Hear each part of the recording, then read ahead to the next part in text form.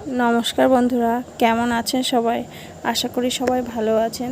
আজ আরেকটি নতুন ভিডিও নিয়ে চলে এলাম। প্রথমেই আমি এখানে দুটো মিডিয়াম সাইজের আলু নিয়েছি। আলুগুলোকে ছোট ছোট করে কেটে নিয়েছি। এগুলোকে এখন প্রেসার কুকারের মধ্যে দিয়ে সিদ্ধ করে নেব। যেহেতু আমার হাতে সময় কম, সেজন্য প্রেসার কুকারের মধ্যে দিলাম। আর নিয়েছি 2 পিস চিকেনটা ঘরে ছিল বলেই দিয়ে দিলাম এর মধ্যে। এরপর দুটো সিটি দেওয়া পর্যন্ত অপেক্ষা করব।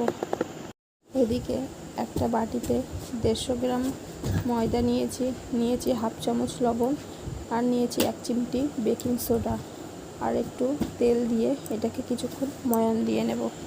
আর তারপর গরম জল দিয়ে আস্তে আস্তে করে মেখে একটি ডো তৈরি করে নেব। ডোটা তৈরি করে নিয়ে এটাকে কিছুক্ষণের জন্য রেস্টে রাখবো, তাহলে ময়দাটা খুব সফট হয়ে যাবে। আর এদিকে প্রেসার কুকারে সিটিটা দিয়ে দিয়েছে, তো আলুগুলো বার করে নিয়ে আমি এখন ঠান্ডা করে নেব।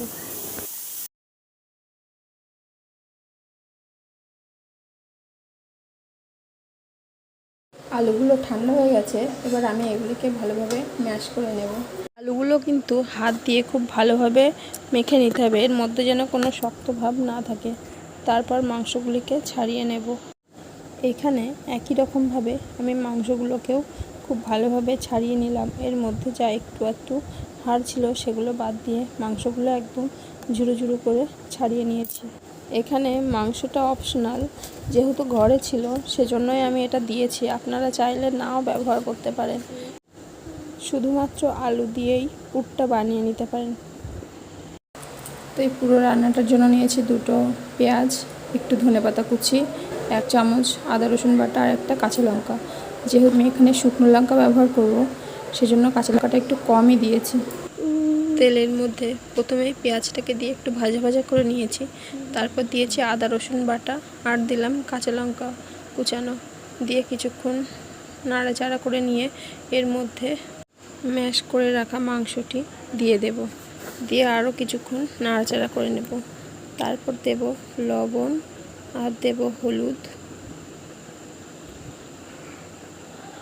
আর দেব জিরে গুঁড়ো, আর দেব শুকনো লঙ্কা গুঁড়ো, দিয়ে মাংসটা কিছুক্ষণ কষিয়ে নেব।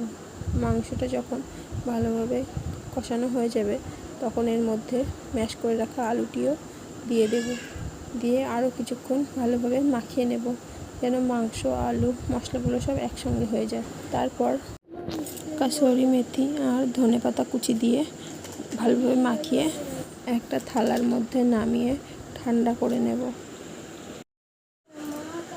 আলুর পুরটা ঠান্ডা হয়ে গেলে ময়দাটাকে আরেকটু মেখে লেচি কেটে নেব। ছোট ছোট করে লেচি কেটে নিয়ে লেচিগুলোকে ভালোভাবে গোল করে নিয়ে তার মধ্যে আলুর পুরটা ভরে নেব, যেমনটা এখানে দেখা যাচ্ছে। এইভাবে আমি সব লেচিগুলিকে ময়দার বল মতো বানিয়ে তার মধ্যে আলুর পুরগুলো ভরে নেব। আর কড়াইতে জল বসিয়েছি ফুটে ওঠার জন্য। জলটা ফুটে উঠলে এই ময়দার বলগুলি জলের মধ্যে ছেড়ে দেব। আমার এই ভিডিওগুলি আপনাদের কেমন লাগে আমাকে কিন্তু কমেন্ট করে জানাবেন। আর ভিডিওটি ভালো লাগলে লাইক, কমেন্ট ও শেয়ার করতে ভুলবেন না, এবং সাবস্ক্রাইব করে পাশে থাকবেন।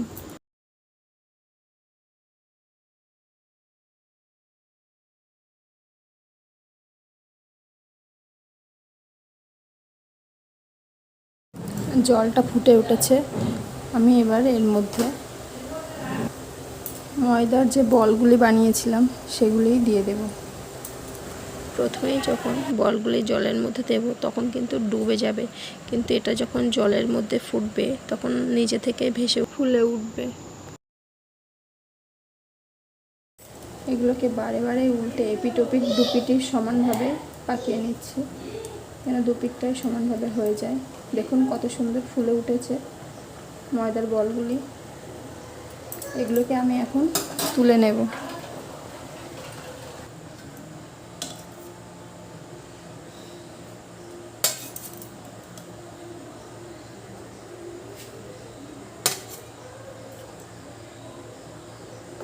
এরই উপরে আমি এখন একটু সাদা তিল ছড়িয়ে দিলাম।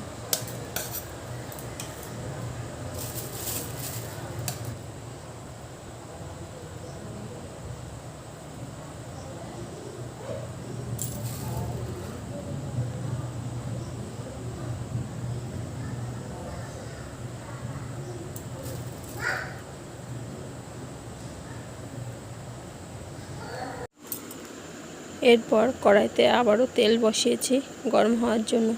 তেলটা গরম হয়ে গেলে কড়ার সারা গায়ে লাগিয়ে নিয়ে তারপর বলগুলি এর মধ্যে দিয়ে দেব।